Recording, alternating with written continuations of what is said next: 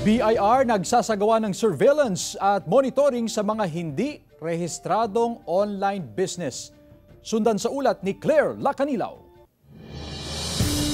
Last stop na tayo mga boss.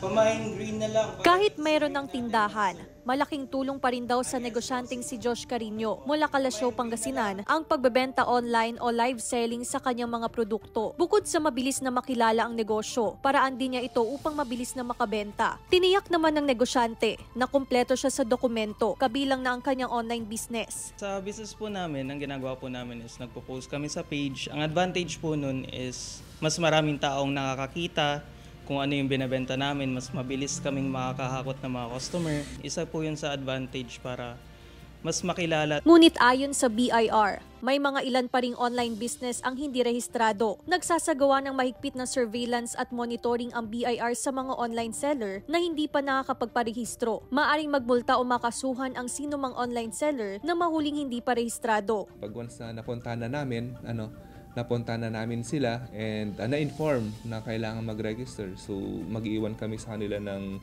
form, list of violation. So ang violation nila is failure to register. Okay? So after that, magno-notice kami.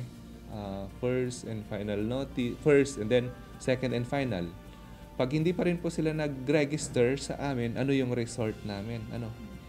Pwede namin silang filean ng kaso. Claire Lacanilaw, 1 North Central Luzon.